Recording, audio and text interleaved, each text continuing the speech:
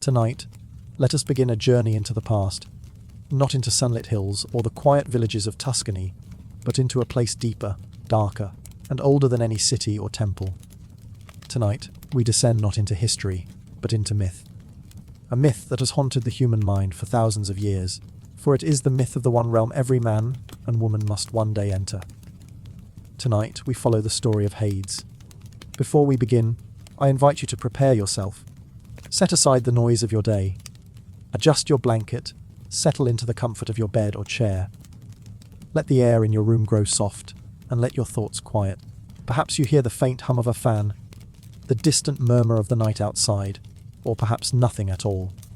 That silence is your companion now, and silence is the first threshold to Hades, for the underworld is not a place of loudness, but of stillness. And as always, if these calm journeys bring you ease, you may return again, but only if you truly wish. The stories wait patiently, just as Hades waits at the end of all paths. Whether you come or not, the underworld remains. So now, let us descend together. Hades is not a god of joy or feast. He does not hurl thunder like Zeus, nor stir seas like Poseidon, nor play music like Apollo. His name is whispered rather than spoken aloud, his presence felt more than seen. And yet, he is not cruel. He is not evil. He is not the devil of later ages. Hades is the inevitable. He is the god who receives all, who rules not by desire but by duty. His throne is not gilded with power, but anchored with silence. For every king and every beggar, every warrior and every child, every mother and every maiden, all one day walk into his realm. The Greeks feared him, but they also honored him. They called him Plauton, the giver of wealth. For from beneath the earth came both the dead and the treasures of life, seeds that sprouted into harvest, gems that glittered in stone, metals mined from deep caverns. Death and abundance were bound together, and Hades, paradoxical, presided over both. To understand him, we must picture what the Greeks imagined for every soul. When a mortal died, breath stilled and body cold, the shade slipped free, pale and weightless. Family placed a coin beneath the tongue or upon the eyes, an obol, payment for the ferryman. Without it the soul wandered, lost at the shore of the first great river. There, at the Styx, black and unyielding, waited Charon. His boat was narrow, his hands calloused from centuries of rowing, his face gaunt. He did not smile, did not weep, only held out his palm for the fare. Souls with no coin were left behind, lingering at the banks for eternity, whispering, pleading for passage that never came. Those with payment stepped aboard. The oar dipped, the boat creaked, and across the Styx they glided, leaving the world of the living behind forever. The underworld was not bound by a single river, but by 5, each a symbol of what death meant. Styx, the river of hatred, cold and binding, by which even gods swore unbreakable oaths. Atron, the river of woe, where cries of lament echoed in the mist. Lither, the river of forgetfulness, whose waters washed away memory so souls might rest without pain. Phlegethon, the river of fire, burning but never consuming, its glow lighting caverns deep. Cocytus, the river of lamentation, where the weeping of souls mingled with its icy flow. Together they formed a barrier, a boundary between living and dead. Within them lay the kingdom of Hades, a world neither wholly dark nor wholly cruel, but absolute in its silence. At the edge of this realm stood gates of bronze, towering and heavy, creaking open only for the dead. And before them crouched Cerberus, the hound of Hades. 3 heads snarled in unison, serpents wreathed in his mane, and his tail coiled like a dragon. His duty was simple: let the dead enter, but never leave. Yet for all his terror, Cerberus was also part of the order. He did not torment souls. He simply kept balance, guarding the boundary as faithfully as his master did. Beyond the gates, the underworld unfolded in vast divisions. Most souls drifted to the fields of Asphodel, endless meadows under a dim sky, where the ordinary lived in quiet repetition. Neither tormented nor exalted, they existed as shadows of their former selves, memories fading slowly, voices growing faint. The virtuous and heroic found the Elysian fields, bright with eternal spring. Here were green meadows, golden light, music carried on soft breezes. Warriors feasted, poets recited, lovers walked hand in hand without fear of parting. The wicked descended to Tartarus, a pit so deep it was said to be, as far beneath the earth as heaven was above it. Here stood black walls and fiery chasms, where Sisyphus rolled his stone. Tantalus reached forever for water. Ixion spun upon his wheel. Their cries echoed, not to be pitied but to remind all that justice followed even after death. And above all, in a palace of obsidian, bronze, and shadow, sat Hades upon his throne, beside Persephone, queen of the underworld. He did not rage, nor boast. He simply ruled, silent and absolute. But Hades was not born to silence. He was born in the age of the Titans. He was the son of Cronus and Rhea, swallowed at birth like his siblings, imprisoned in the belly of fear.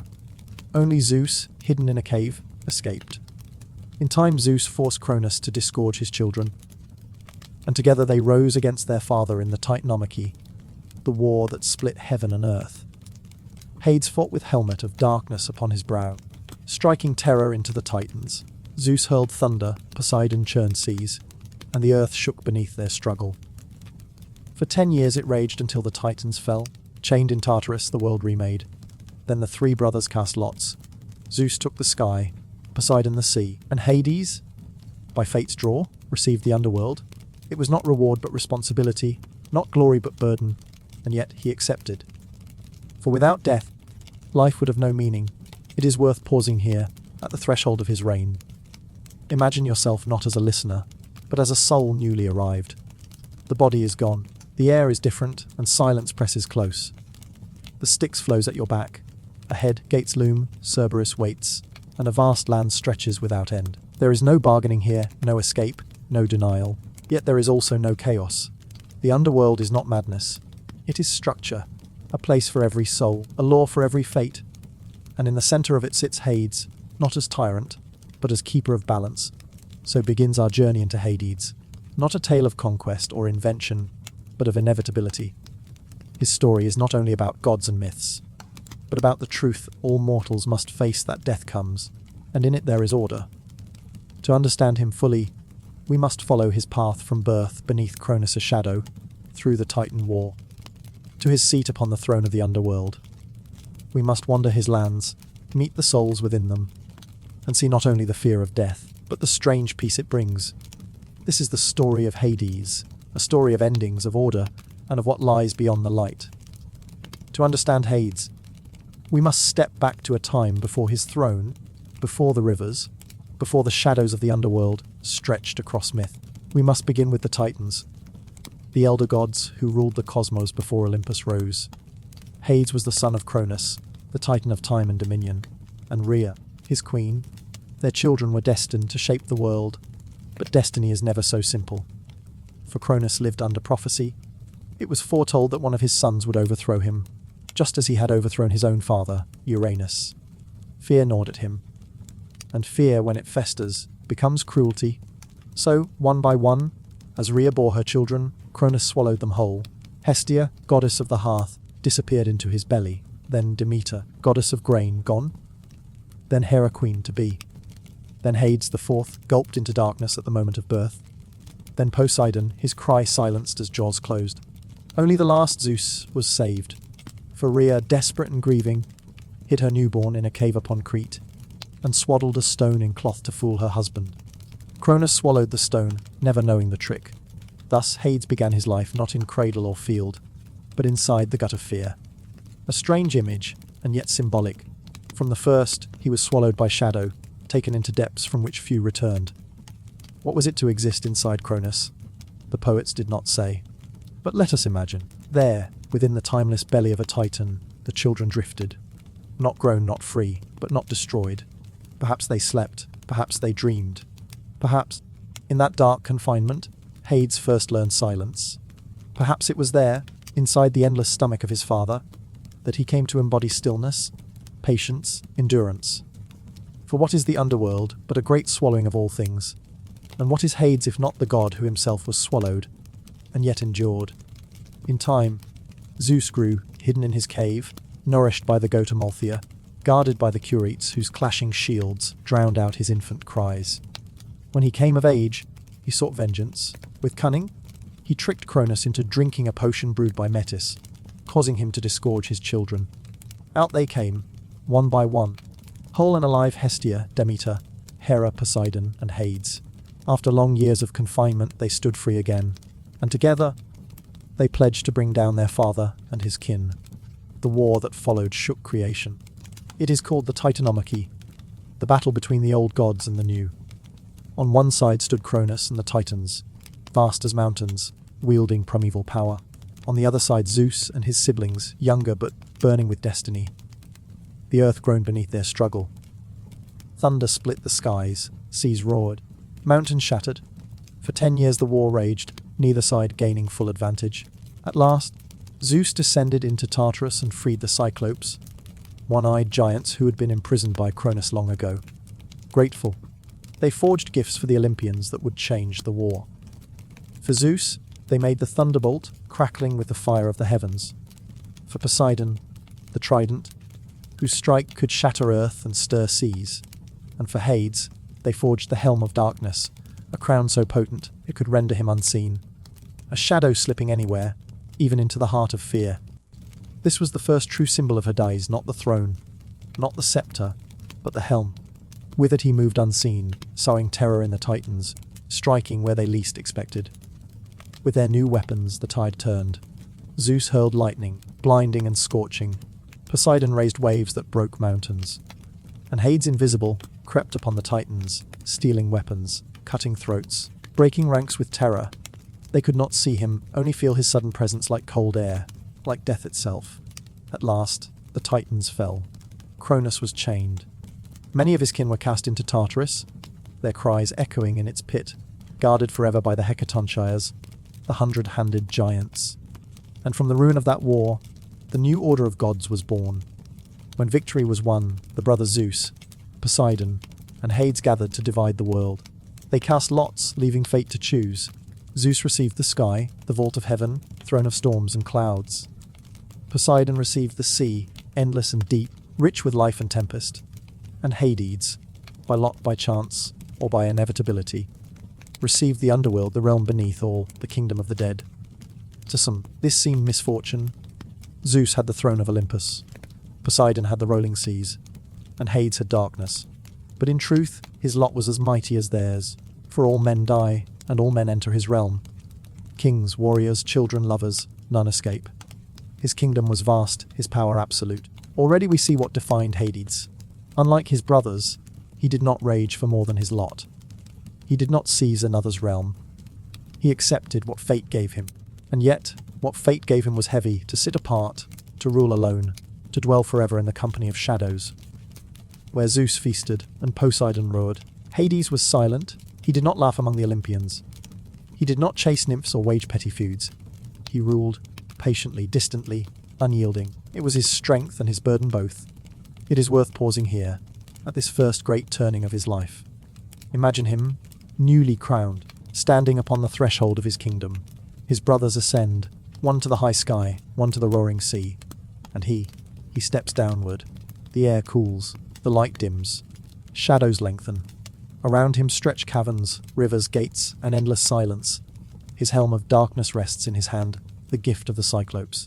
And with slow breath, he places it upon his brow and takes his throne, not with joy, not with boast, but with acceptance. For someone must rule here, someone must watch the dead, someone must guard the balance, and that someone is Hades. Thus Hades' reign began, born of war, armed with shadow, set apart from all others. He was no tyrant, no conqueror, no trickster. He was simply the keeper of inevitability. The Titanomachy had ended, Olympus had risen, and the world was divided. But for Hades, the true shaping of his myth had only just begun. For in his halls would come Persephone, Orpheus, Sisyphus, Heracles, and countless shades. His realm would not only be the end of men, but the stage of stories that would echo forever. And so, we descend with him further, deeper, into the nature of the underworld itself. To understand Hades, we must linger in his realm itself, for a king is shaped by the land he rules. The underworld was not a single cavern nor a single river. It was an entire cosmos beneath the earth, vast as the sky above, ordered and infinite, feared and revered. The poets never described it with one voice. Homer saw it as shadow and silence, Hesiod as a deep pit, Virgil as a layered kingdom, Plato as a place of judgment and philosophy.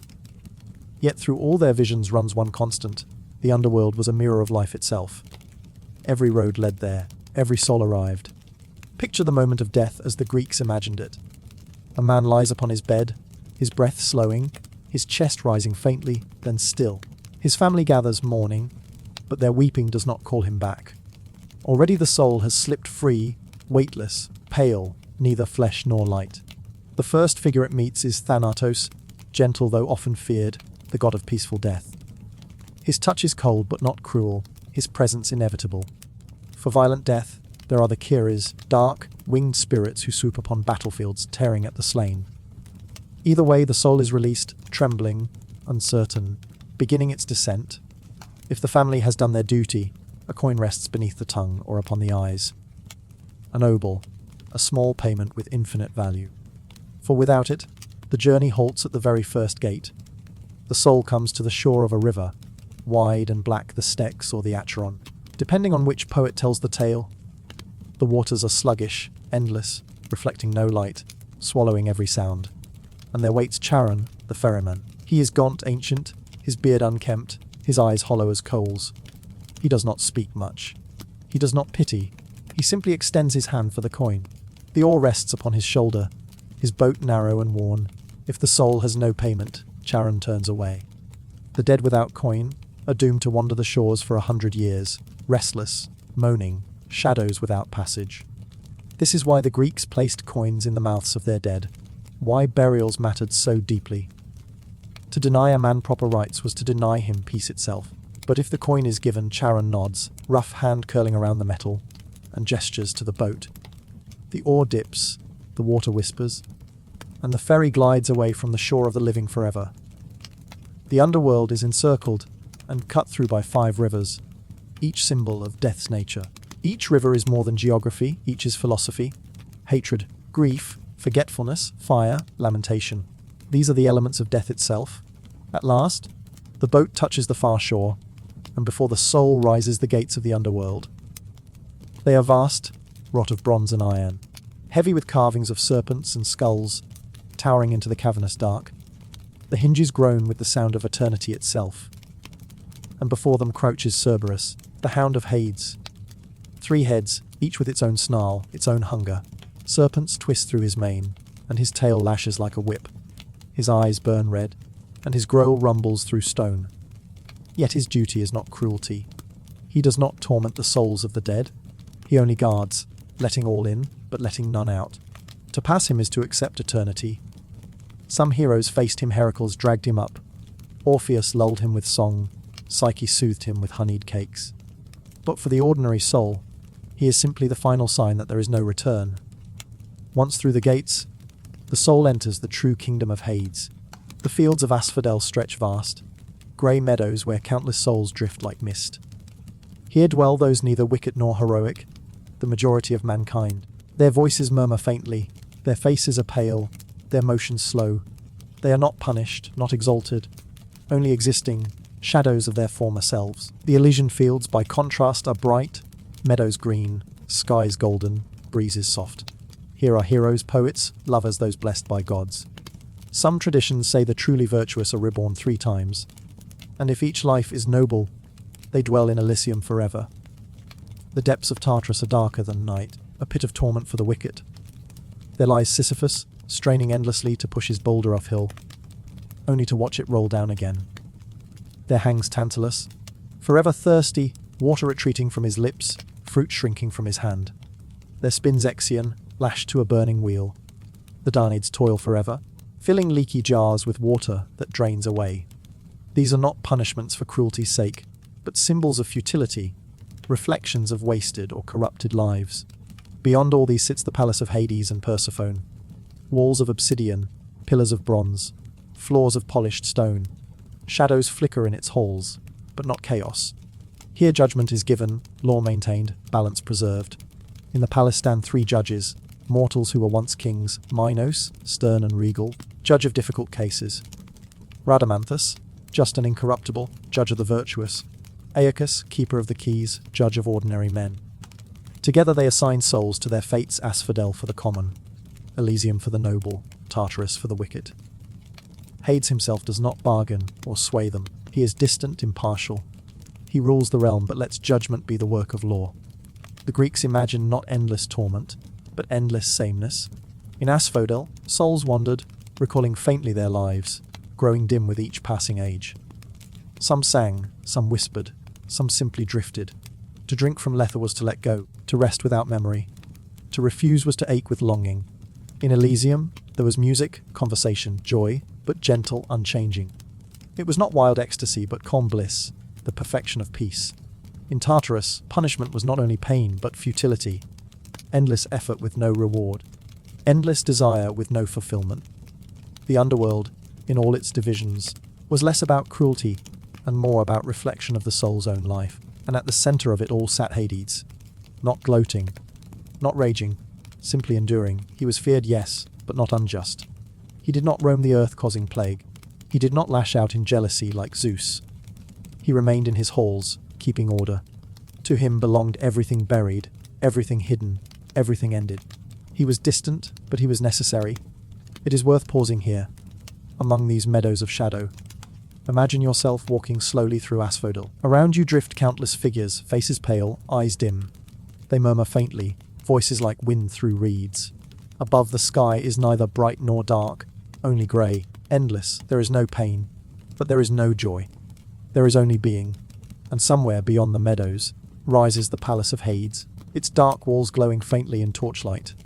Within sits the king, silent upon his throne, Persephone beside him, her face serene yet distant.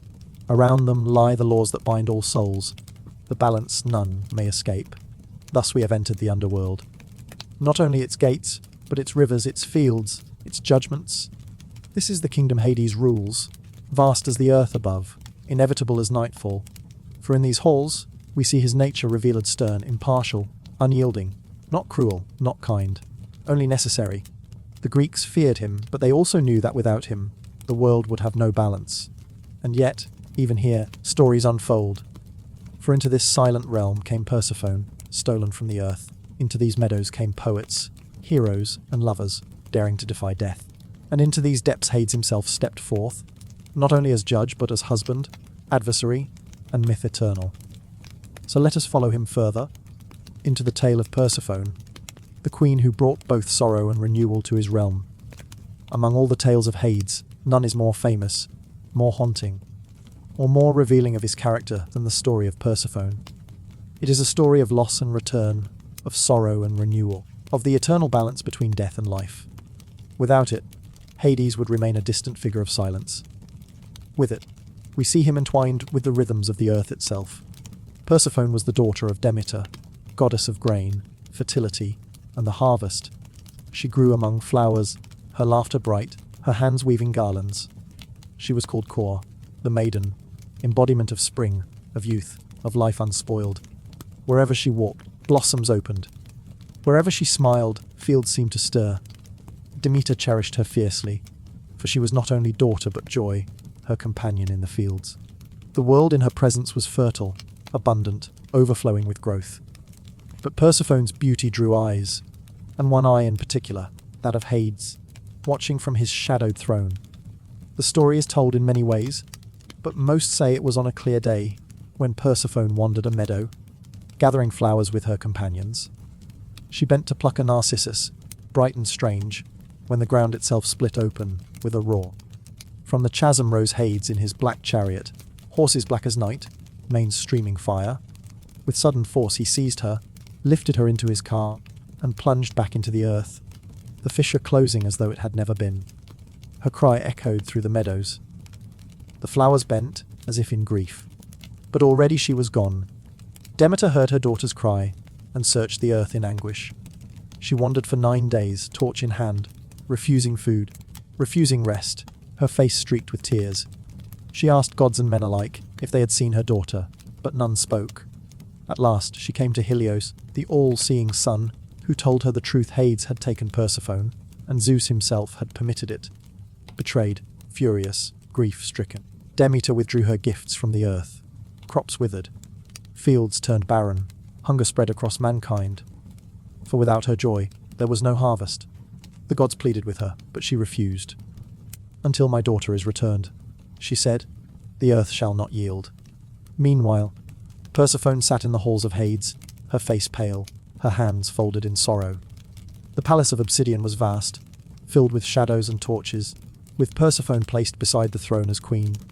Some poets say Hades spoke gently to her, offering gifts, promising honor, swearing she would rule as queen, not servant. Others say he was stern, silent, unmoved. But all agree he placed before her a pomegranate, its seeds red as blood, shining like rubies. And Persephone, whether in hunger, despair, or forgetfulness, ate 6 seeds. A small act, but binding, for to eat the food of the underworld was to tie oneself to it. At last, Zeus intervened. The world could not starve forever. Hermes was sent as messenger to demand Persephone's return. Hades agreed, but when Persephone rose to leave, the truth was revealed: she had eaten of the pomegranate. Thus a compromise was struck. Persephone would spend part of the year above with her mother, part below with Hades. 6 months in the underworld, 6 months upon the earth. When Persephone returned, Demeter's joy restored the fields, blossoms opened, crops grew, and life flourished. But when Persephone descended again, Demeter wept, and the earth grew barren, cold, winter-bound. Thus the Greeks explained the season's spring, and summer the joy of reunion, autumn and winter the grief of parting. Over time, Persephone ceased to be seen only as captive. She became queen in her own right, seated beside Hades, stern and regal. Souls bowed before her as before him. In trials of judgment, she was present, her voice steady, her gaze unyielding. She embodied a paradox like Hades himself: life, entwined with death, maiden with queen, innocence with sovereignty. She was not merely stolen, she was transformed. The story of Persephone is not only myth but philosophy. For the ancients, it explained the cycles of nature, growth and decay, planting and harvest, joy and grief. But it also spoke to the human heart. Every reunion carries the shadow of parting. Every life carries the seed of death, and yet, from death comes renewal. From shadow, light.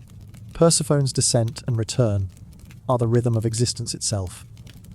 It is worth pausing here, in the fields of the earth, as they change with the seasons. Imagine walking in spring, blossoms opening, bees humming, the air warm with promise. This is Persephone returned. Then imagine winter, the earth bare, winds sharp, silence heavy. This is Persephone gone, and somewhere below, in halls of shadow, Hades sits with her, not only as abductor but as husband, as king beside queen, bound together by fate and by seed. Thus Persephone entered the story of Hades, and through her, the myth gained depth. He was no longer only the keeper of shadows, but the concert of life itself. His realm was not only an end, but part of a cycle, echoing through every field, every harvest, every season. In this tale, Hades is revealed not as villain, not as hero, but as part of balance. He is the necessary winter to Demeter's spring, the shadow to her light, and it is from this union, sorrowful, mysterious, profound, that the myth of Hades expands outward, drawing into it the stories of heroes, poets, and mortals who dared to enter his realm.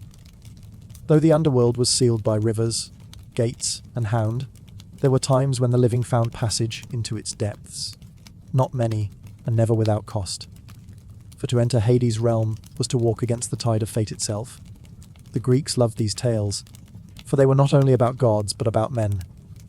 Poets, heroes, mortals daring to defy the boundary that binds all. And each tale reveals not only the soul of the visitor, but something of Hades himself. No story of love and loss is older in Greece than that of Orpheus, the poet whose song could move stone and stream, tree and beast. He was the son of Calliope, muse of epic, and his music carried divine breath. His lyre sang of joy, of grief, of the turning of stars. Even rivers paused to hear him play. Even wild beasts followed him in calm. But joy turned to tragedy.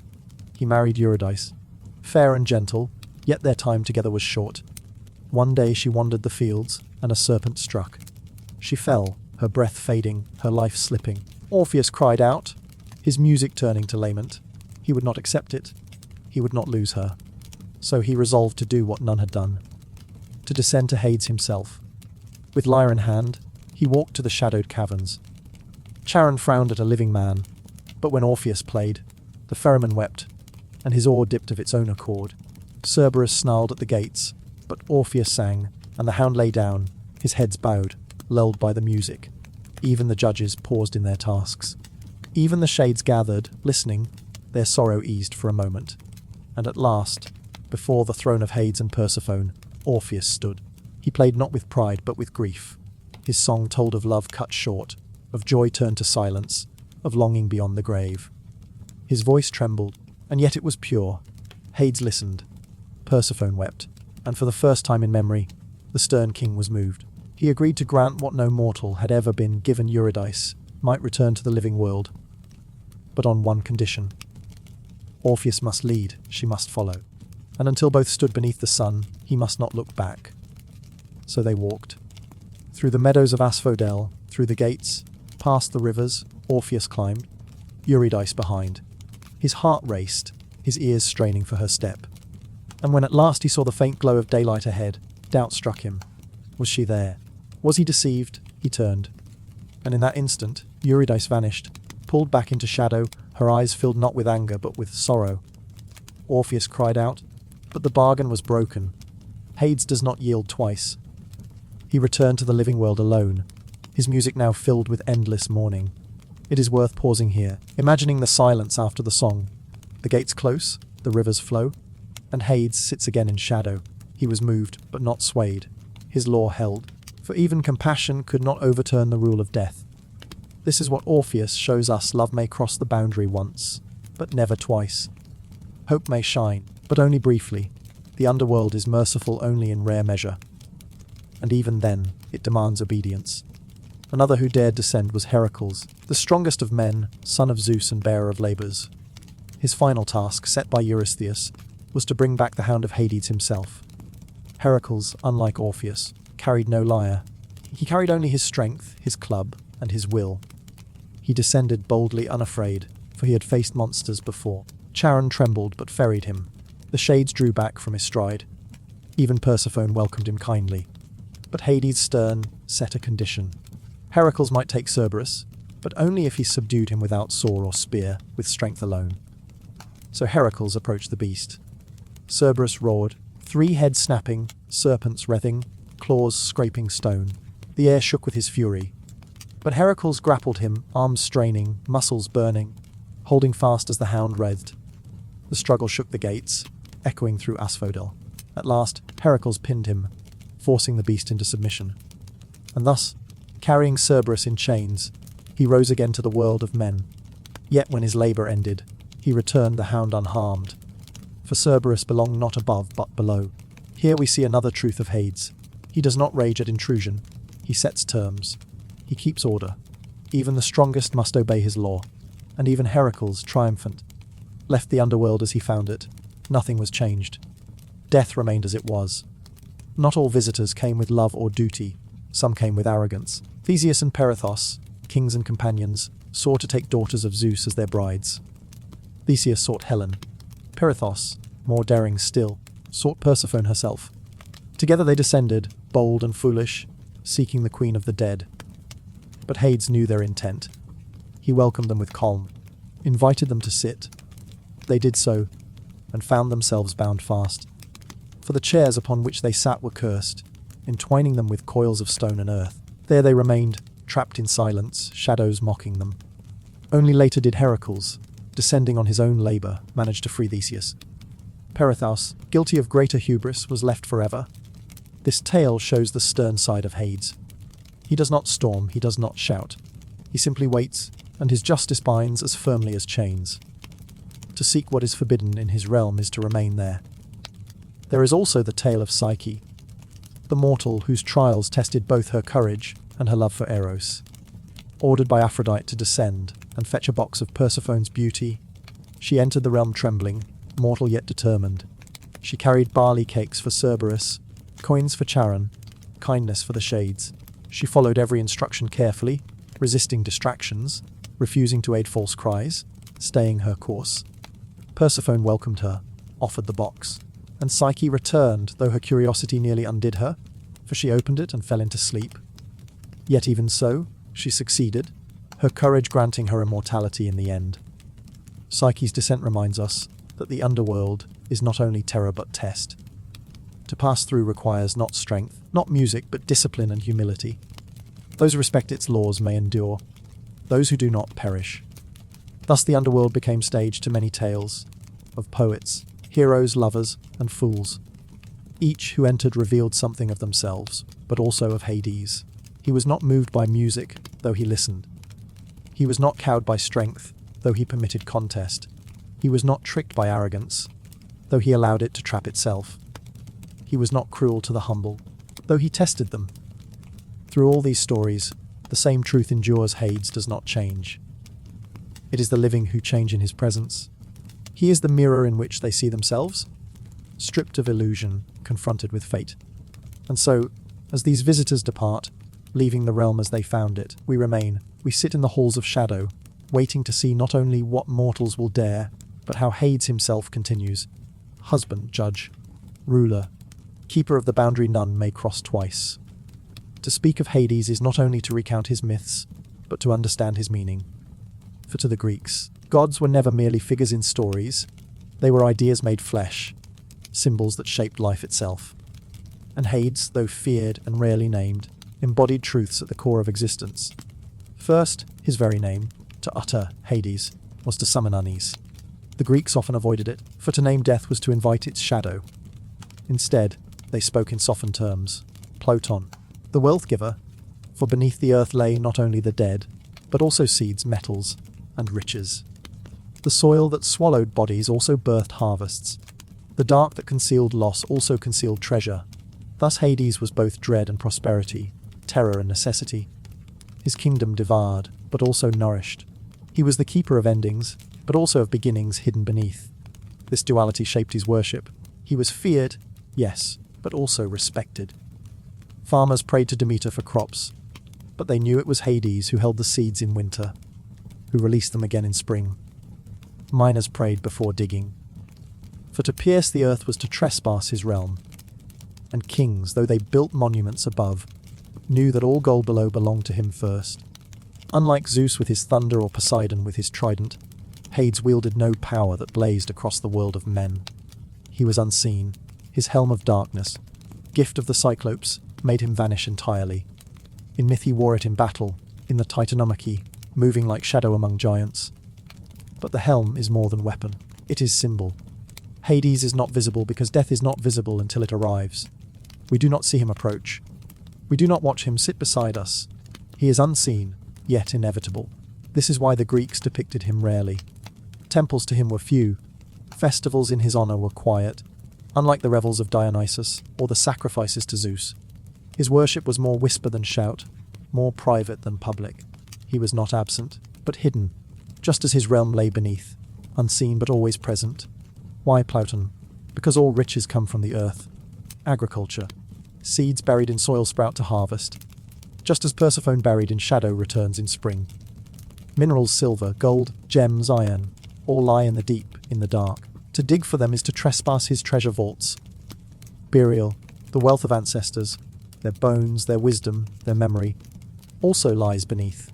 Thus Hades was Paradox, lord of the dead, yet giver of life's abundance. Without his realm, fields would not grow, mines would not yield, memory would not endure. He was feared, yet he was necessary to survival itself. Philosophers reflected on this. To honor Hades was to acknowledge the balance of nature. Death feeds life. Soil feeds crops. Crops feed man. Man dies, returning to Hades. The cycle is endless, unbreakable. Hades was not arbitrary. Unlike Zeus, prone to jealousy, or Poseidon, quick to rage, Hades was steady, impartial. His realm ran by law. Every soul entered. None escaped, rich or poor, king or slave, hero or coward, all alike. He did not favor, he did not bribe, he did not bend. To the Greeks, this was terrifying but also strangely comforting. For while life above was chaotic, full of injustice and chance, below all was equal. This is why Hades rarely appears in myths as cruel or vengeful. He is stern, but not malicious. When heroes descended, he set rules. When Orpheus sang, he allowed mercy but bound it with condition. When Heracles came, he permitted trial but not theft. His justice was absolute, unyielding, hidden yet sure. In Greek thought, Hades became more than place. He was a symbol for the soul's journey. Home of the Underworld is shadow, pale and powerless, where even Achilles says he would rather be a living slave than a dead king. Hesiod, it is deeper, darker, the prison of titans, the womb of fear. Plato, it becomes philosophy, a place of judgment, of moral sorting, of purification. To live justly was to prepare for Hades. To live unjustly was to fear it.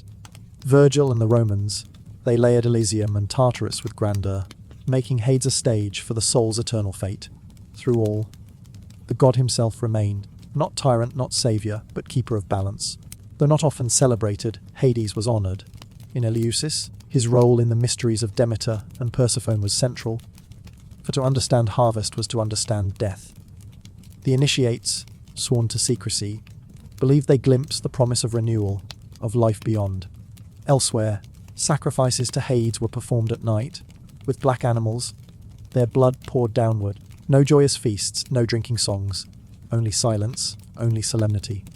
For to approach him was to approach the inevitable. In some places, he was worshipped alongside Persephone, for they ruled together. In others, he merged with Pluto, the Roman lord of riches.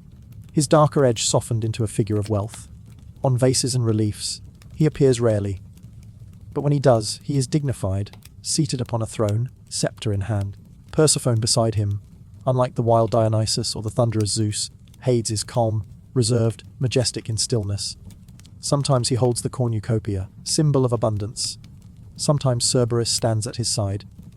Sometimes he rises in his chariot, as in the abduction of Persephone. Always he is grave, never frivolous. This, too, is symbolism. Death does not dance, it does not revel. It sits, it waits. He was feared, yet called wealth-giver. He was unseen, yet everywhere. He was stern, yet impartial. He was end, yet also renewal. To live was to walk always with his shadow. To die was to enter his hall. But through him, the world itself was sustained. Thus Hades was not only a god, but a symbol, a philosophy, a presence. His unseen helm reminded men of the unseen approach of death. His title of wealth, giver, reminded them that all life springs from what is buried. His impartial rule reminded them that justice awaits, even if not in life. Then in death, he was not loved like Apollo, not celebrated like Dionysus, not feared in rage like Zeus. He was simply acknowledged, inevitable, hidden, enduring. And yet, though distant, his myth did not end with symbolism alone. For in the stories of mortals who faced him, of lovers who prayed to him, of poets who sang of him, he became more than shadow. He became the mirror in which mankind saw itself, fragile, longing, mortal, yet enduring. And so we move onward, from symbol to story once more. For Hades appears not only in myth, but in the great epics of Homer and Virgil, where the underworld itself becomes stage to heroes and prophecies. Though worshipped in silence and feared in ritual, Hades found his loudest voice not in temples but in poetry. To the Greeks and later the Romans, epic was the canvas upon which the deepest truths of the gods were painted. In those verses, Hades emerges not only as ruler of the underworld, but as boundary, symbol, and guide through the mysteries of life and death. The Iliad, that great song of rage and war, mentions Hades not as a figure who strides the battlefield, but as the silent receiver of its endless harvest. When warriors fall, their souls fly downward to Hades' house, swift as the wind. Again and again the poet repeats this, as if to remind the listener that every blow of the spear, every cry of agony, feeds the god below. Hades never intervenes in the battle. He does not favour Greeks or Trojans, but his presence hovers like a shadow over every clash. Achilles himself speaks of him with awe. At one point he invokes the gods, saying that of all powers, Hades is the most inexorable, for he alone never bends, never accepts prayers or gifts. Zeus may be swayed, Apollo may be angered, but Hades remains untouched, and when Patroclus falls, the lament is doubled. Not only for the man, but for the certainty that his soul has flown to the realm none return from. For in the Iliad, Hades is less a character than a constant, the backdrop of inevitability, the god whose silence frames the noise of war. If the Iliad shows Hades as inevitability, the Odyssey shows him as destination. For in Book X, Odysseus himself journeys down, seeking counsel among the dead. This Nicaea, or Book of the Dead, is among the most haunting passages in all epic. Odysseus sails to the edge of ocean, where day fades and mist thickens. There he digs a trench, pours libations of milk, honey, and blood, calling to the shades. And they come, endless, silent, pressing, eager for the taste of sacrifice. Though Hades himself is not described, his kingdom unfolds in all its strangeness, pale figures drifting, some remembering, some wailing. Among them Odysseus meets his mother, unaware she had died, and learns of her sorrow. He sees Achilles, who declares that he would rather be a servant alive than king among the dead. He sees Agamemnon, slain by betrayal, still lamenting his fate. Through this, the underworld becomes not only stage but mirror, revealing to Odysseus and to the audience the cost of war, the fragility of glory, the yearning of memory. Hades' realm is not cruelty but truth, and when Odysseus departs, it is with horror and wisdom both. For to see the dead is to know the limits of life. Hesiod, writing of origins, places Hades in cosmic order. Born of Cronus and Rhea, brother to Zeus and Poseidon, he receives the underworld as his lot after the Titanomachy. Unlike later poets, Hesiod makes him less hidden, a clear figure in the balance of the world. Yet Hesiod also emphasizes the terror of his domain. He describes the great pit of Tartarus, where the Titans lie bound, guarded by gates of bronze. Hades is not tyrant, but warden. His kingdom is the place where law is absolute, where even gods who rebelled are chained. In Works and Days, Hesiod warns men that injustice leads downward. For the underworld is not only geography but moral destination. Hades is thus more than God, he is symbol of consequence. Centuries later, the Romans took Greek vision and reshaped it. In Virgil's Aeneid, the descent of Aeneas mirrors Odysseus' journey, but expands it with Roman grandeur. Led by the Sibyl, Aeneas approaches the underworld through the cavern at Cumae. He bears the golden bough, gift and passport to the realm. Through gates he passes the ivory of false dreams, the horn of true visions, and within he sees a kingdom vast, structured, moralized. Here stand the souls of infants, of the unjust, of the honourable. Here lie fields of sorrow, where lost lovers wander. Here Elysian groves, where heroes shine in eternal youth. And beyond, Tartarus, thunderous with punishment. Virgil's underworld is not shadow only, it is law, justice, prophecy. For there Aeneas meets his father Anchises, who reveals the destiny of Rome, the future of empire, the march of centuries. Death itself becomes stage for history yet unwritten. Hades, though not described in person, is everywhere implied. The silent order, the throne at the heart of the realm. He is not seen, yet his presence binds the vision. Centuries later, the Romans took the Greek vision and reshaped it. In Virgil's Aeneid, the descent of Aeneas mirrors Odysseus' journey, but expands it with Roman grandeur. Led by the Sibyl, Aeneas approaches the underworld through the cavern at Cumae. He bears the golden bough, gift and passport to the realm. Through gates he passes, the ivory of false dreams, the horn of true visions. And within he sees a kingdom vast, structured, moralized. Here stand the souls of infants, of the unjust, of the honourable. Here lie fields of sorrow where lost lovers wander. Here are Elysian groves, where heroes shine in eternal youth. And beyond, Tartarus, thunderous with punishment. Virgil's underworld is not shadow only, it is law, justice, prophecy. For there Aeneas meets his father Anchises, who reveals the destiny of Rome, the future of empire, the march of centuries. Death itself becomes stage for history, yet unwritten. Hades, though not described in person, is everywhere implied the silent order, the throne at the heart of the realm. He is not seen, yet his presence binds the vision. Imagine sitting at night by a fire, the rhapsode reciting verses of war and voyage. His voice rises, and with it, the images of battle, of storm, of loss. And then he speaks the name of Hades, and the firelight seems to dim. Not because Hades appears, but because his presence is always there, silent, unseen, inevitable. This is the power of poetry, to bring near what is hidden, to give shape to what is feared. And in every verse, Hades endures as reminder that all stories, no matter how bright, end in shadow. Thus Hades lives in epic, not in shouts of rage or storms of power, but in the steady rhythm of inevitability. He does not need to act, for his presence is enough. The poets knew this Homer, Hesiod, Virgil. They wrote him not as character but as truth, and through their words, the underworld became not only a myth but a philosophy, a mirror of human life. But Hades' story does not end in poetry, for beyond epic, he entered mystery, in cult, in initiation, in rituals that promise not only death but renewal. Hades, ruler of the unseen, rarely appeared in temples or feasts.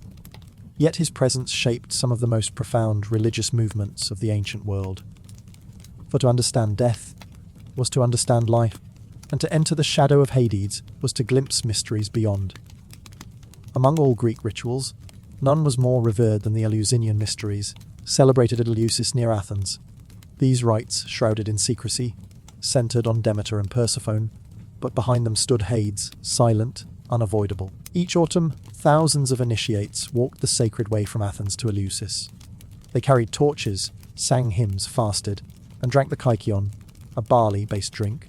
They reenacted Persephone's abduction, Demeter's search, her grief, and the reunion that brought harvest again. At the climax, they entered the Great Hall, the Telesterion, where the mysteries themselves were revealed. What they saw cannot be known, for secrecy was absolute. But ancient writers hint a vision of light, a sacred object displayed, words spoken that promised renewal. The meaning was clear. Just as Persephone returned from Hades, so might the soul find hope beyond death. To be initiated was to gain not knowledge of Hades, but comfort in facing him. Cicero, later initiated, wrote that through the mysteries he learned not only how to live with joy, but how to die with hope. Thus Hades, though rarely invoked by name, stood at the heart of Eleusis, a shadow that made the promise of light possible. Beyond Eleusis rose the Orphic mysteries, inspired by the myth of Orpheus, who dared descend to Hades for love. Orphic initiates carried small gold tablets, placed in graves, inscribed with instructions for the soul in the underworld. These tablets tell the dead, say, I am a child of earth and of starry heaven, but my race is of heaven alone. I am parched, give me to drink from the spring of memory. The Orphics believed that life was cycle, birth, death, rebirth, and that the soul, through purity and initiation, might escape the wheel. Hades' realm was not final but passage. Persephone became key. To her the soul prayed, to her it sought release. Here, Hades is not torment but teacher. His kingdom is school, his silence is trial, his queen is gatekeeper to liberation. Plato, too, used Hades as stage. In dialogues like the Phaedo and Republic, he described the soul's journey after death, judgment, reward, punishment, reincarnation. For him, Hades symbolized the soul's purification. Those who lived unjustly carried stains downward. Those who lived with justice found peace. And some, after cycles of trial, rose toward the divine. The myth of Air, at the end of the Republic, tells of a warrior slain in battle who returned to life to recount what he had seen below souls, choosing their next lives, some foolishly, some wisely, guided by their character. In this vision, Hades is not only ruler of death, but mirror of morality. To live well is to prepare for his halls. To live poorly is to wander them in sorrow. When the Romans embraced Greek religion, they softened Hades into Pluto, not only lord of death, but dispenser of wealth. The underworld became more ordered, more judicial. The dead were sorted with Roman clarity, the wicked punished, the noble rewarded. Virgil's Aeneid, already told, showed this vividly. Ovid's Metamorphoses retold Persephone's abduction with Roman flourish, making Hades less monstrous, more dignified. A ruler who desired yet also honoured his bride. And in daily Roman religion, Pluto was invoked not with terror, but with offerings for prosperity. The shadow of fear remained, but it mingled with gratitude for the earth's gifts. It is worth pausing here, not in ritual or myth, but in thought. Imagine standing at night among initiates, torches flickering, chants echoing, the promise of secret knowledge close. You do not yet see Hades, but you feel him. The silence in the hall is his silence. The shadow at the edge of the torch is his shadow. This is what the mysteries taught, that death is not end, but passage. That Hades, stern and silent, is not enemy, but keeper of balance. That Persephone's return is not fantasy, but metaphor for renewal of the soul. And so men who feared death found courage. Women who grieved found hope. Philosophers who doubted found symbol. In these cults and philosophies, Hades emerges not only as god but as principle. In Eleusis, he is winter making spring meaningful. In Orphism, he is teacher, making release possible. In Plato, he is judge, making justice inevitable. In Rome, he is wealth, making death part of abundance. Through each, one truth holds: he is necessary. Without him, there is no cycle, no morality, no meaning. His silence shapes the music. His shadow defines the light. As Hades entered not only myth but mystery, not only poetry but philosophy, he was whispered in Eleusis, inscribed in Orphic gold, reasoned in Plato's dialogues, reshaped in Roman halls, always hidden, always silent, yet always shaping the deepest hopes of men. For in him they saw not only death, but the possibility that death might not be the end. And so the figure once feared as abductor and jailer became also guardian of mysteries, keeper of hope, symbol of eternal return. By the late centuries of antiquity, the old gods of Greece and Rome began to fade. New faiths rose, philosophies shifted, and the worship of Hades grew quiet. Yet his image did not vanish. It lingered, reshaped, remembered, hidden as always, just as the god himself had always been. With the rise of Christianity, the old pantheon was recast as myth, no longer faith. Zeus was dethroned, Apollo silenced, and Hades became shadow of shadow. The underworld was no longer ruled by him, but by new visions of hell and heaven, angels and demons, reward and punishment. Yet even as doctrine shifted, echoes of Hades remained. The Christian hell bore marks of his kingdom, rivers of fire, gates guarded, judgment passed. Dante, centuries later, would describe Inferno with 9 circles, shades of torment, guardians of beasts. Imagery born not only from scripture, but from the old underworld of Greece. And in language too, his name endured. The very word Hades came to mean not the god, but the place, the unseen, the shadowed realm. Poets did not forget. Even as temples fell silent, storytellers carried the myths. Ovid's Metamorphoses, retold through the Middle Ages, preserved Persephone's story, Hades' abduction, the balance of seasons. Virgil's Aeneid, copied in monasteries, passed down the image of a Romanized Pluto. Later, Renaissance scholars rediscovered Homer and Hesiod, and with them the older visions of the underworld. Painters depicted the abduction of Persephone, sculptors carved Hades and Cerberus, dramatists staged Orpheus in shadow. He may not have been worshipped, but he was never forgotten. As centuries passed, Hades became symbol for more than myth. He became emblem of the hidden, of that which lies beneath the surface, unseen but essential. Philosophers spoke of the unconscious as underworld. Poets described grief as descent into Hades. Psychologists borrowed the imagery, seeing Persephone as archetype of transformation, Hades as shadow of self. In each retelling, his silence held power. For Hades, unlike Zeus or Apollo, was not tied to one age. He was not god of storm or sun, of city or art. He was god of what never ends, death, renewal, the unseen. Even now, Hades endures. He appears in novels, operas, films, games. Sometimes as villain, dark, brooding, master of the dead. Sometimes as misunderstood, stern but fair, keeper of balance. Sometimes as metaphor, the shadow side of human nature, the depth beneath the surface. Always, however, he remains what he was, hidden, inevitable, unyielding, as the god who was least celebrated, least spoken, has endured longest. Zeus fades as thunder is explained. Apollo dims as science explains the sun. But Hades remains. For death needs no temple. It waits in silence. And so, even in forgetting him, mankind remembers. For every grave dug, every seed planted, every winter endured and spring awaited, whispers still echo his name. And now, as our story draws to a close, let us pause with Hades one final time. Why does Hades remain after so many centuries? Perhaps because he embodies what cannot be denied. We may change faith, we may build empires, we may name new gods, but death remains. And so does he. He is not tyrant, not tormentor, not savior. He is silence, balance, law. He is the unseen presence beneath every step, the reminder that life is fragile, precious, fleeting. Through Persephone he became cycle, through Orpheus he became sorrow, through Heracles he became trial, through philosophy he became symbol, through poetry he became memory, through us he remains. As you lie in quiet, listening, imagine the earth beneath you, soil, stone, roots winding through darkness. Beneath them, deeper still, the halls of shadow. There, torchlight flickers, shades drift, rivers flow. And upon his throne sits Hades, not cruel, not kind, but enduring. His gaze is steady, his silence complete. He does not rise, he does not chase, he waits, always. And yet, in that waiting there is strange comfort. For he is not chaos, he is order. Not malice, but inevitability. His realm is not only loss, but balance. What can we carry from his story? That to live is to know we will die, and that to know we will die is to live more deeply. That every winter hides spring, every burial hides seed, every ending hides beginning.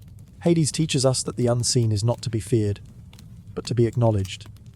That silence is not emptiness, but space in which meaning is found. That balance, between joy and sorrow, light and dark, life and death, is the truest law of all.